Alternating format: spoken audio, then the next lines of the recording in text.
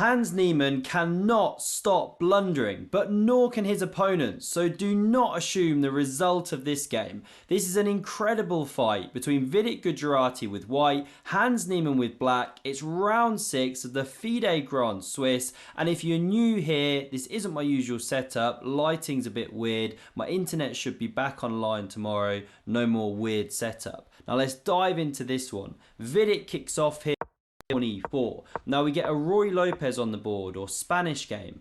a6, the bishop drops back.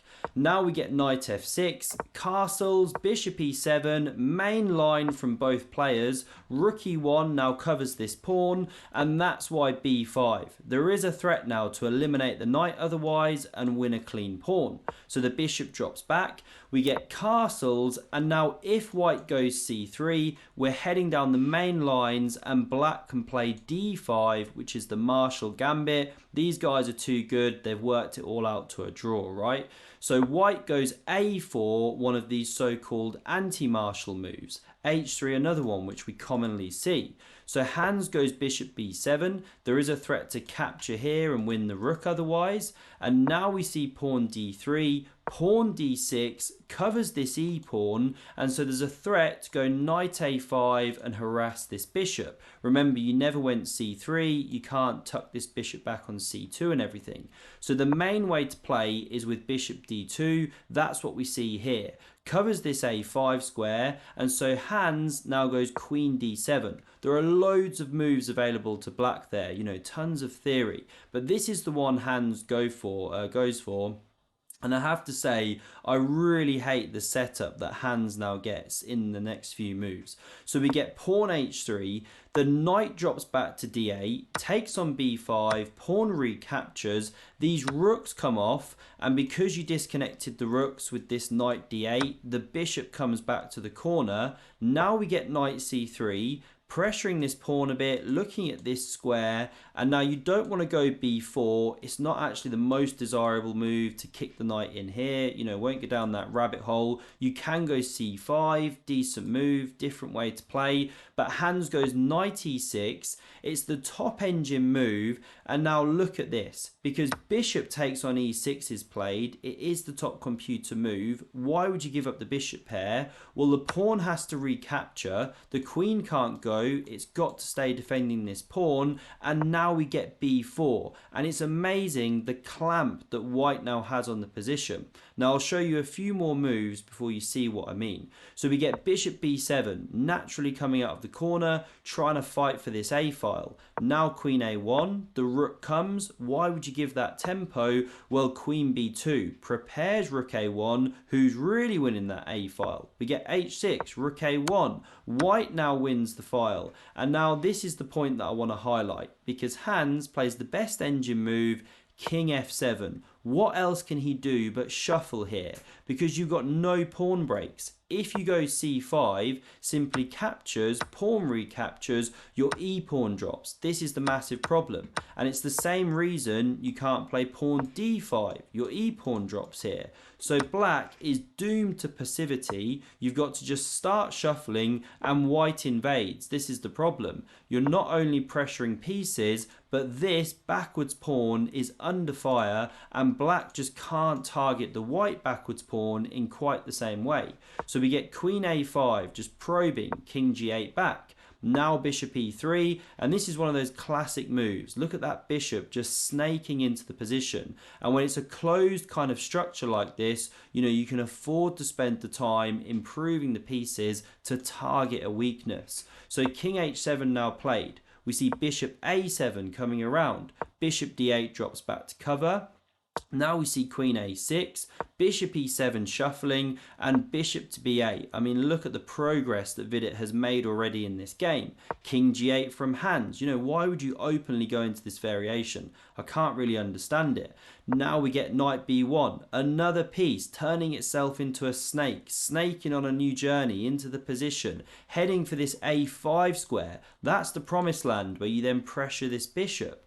And that's why this next move is actually inaccurate. Hans goes knight to h5. He wants to do something a bit active, looking at this square, but you're actually taking a defender away from the queen side. In some lines that knight comes here and covers the pawn. In other lines the king sidesteps, and then the knight from f6 goes to g8, e7, covers this bishop so that the queen can cover this square. Deep ideas, but this is the problem. So g3 played, wasn't forced. You could have carried on running with the knight.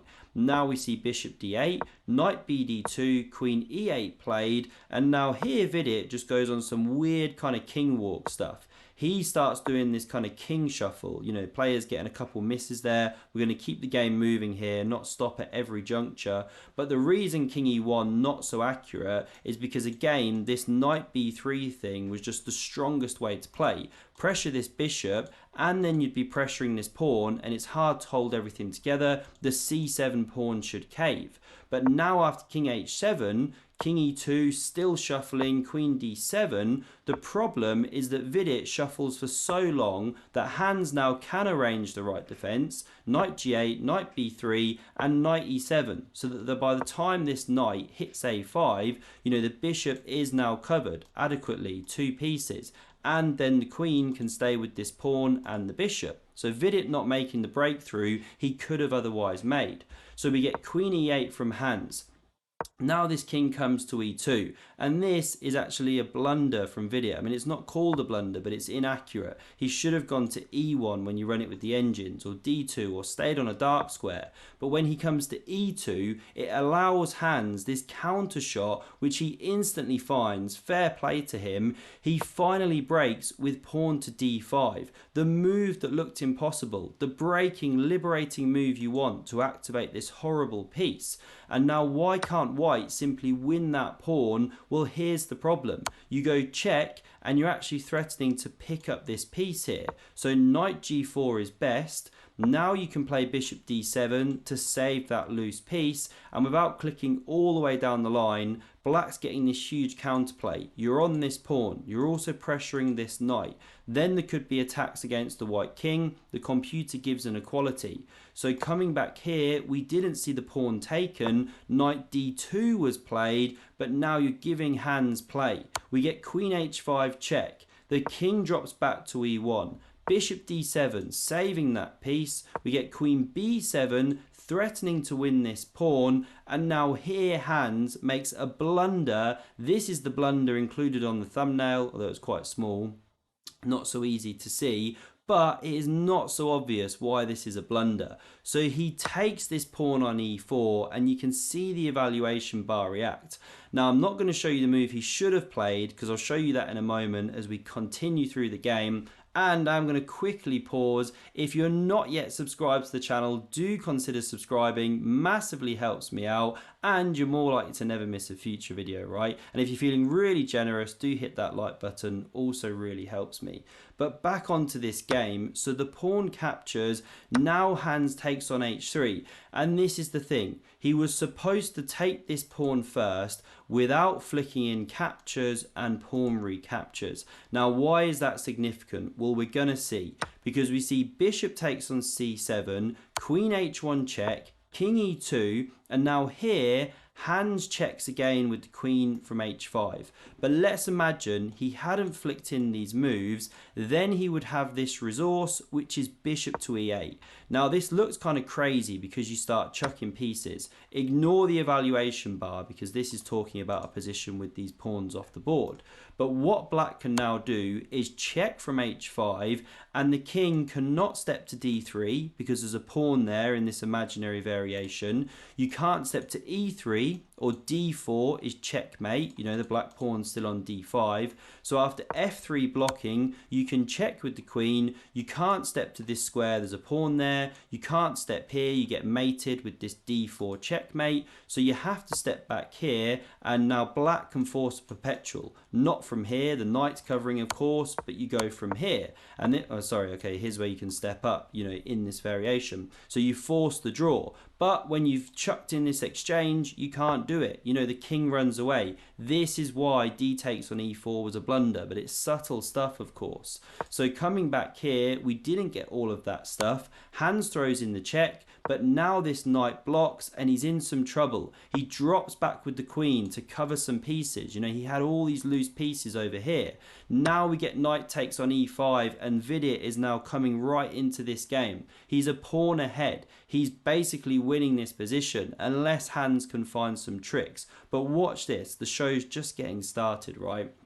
Because Hans goes bishop c8, he kicks that queen. Now they have got extra time back here, you know, this is move 44, they've got time to think.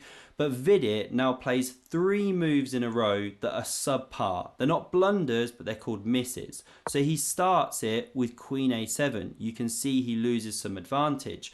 Now why is this one not so accurate? Why should he have gone to b8 here? Well, now Hans has got this knight g6 move. He wouldn't have had that available to him if the queen was on b8, because then this queen would eat the bishop on c8. You know, the knight doesn't defend it anymore, and white's doing well, you know, completely winning. But after this move, Hans just gets some play, but if Vidit allows it, he should keep these knights on the board. Knight d3, a great defensive move, or even hopping the knight into here.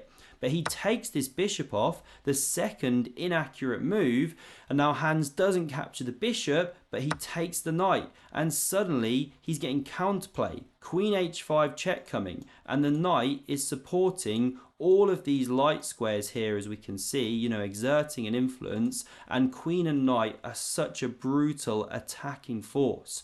And now the third subpar move in a row, we get queen c7.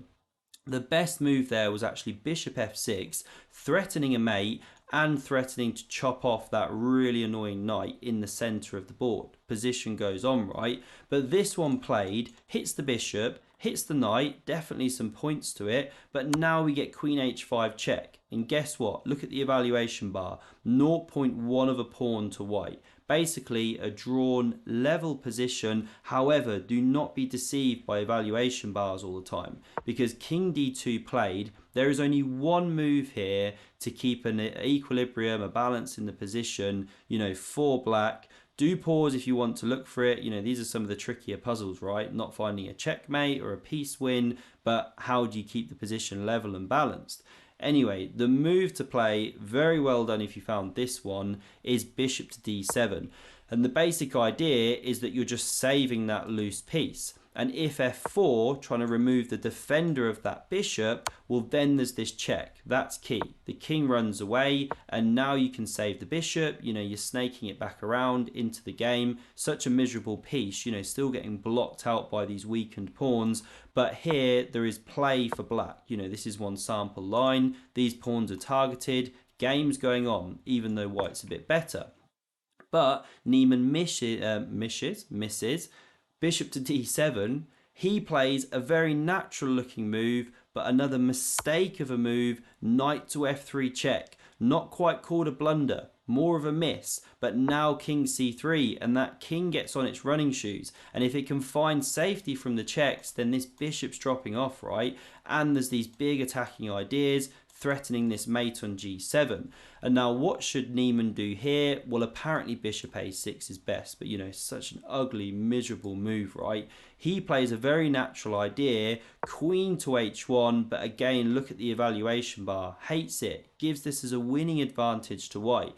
Now Niemann is going for this stuff, check from here or check from here. He's got the knight in the vicinity, very dangerous, but excellent play now from Vidit. He plays 5 excellent moves in a row here, starting with king b2. Sorry, king b2 was the second one. Now these are all called great moves because he's not taking a piece which is hanging. That's why the game review thing loves it.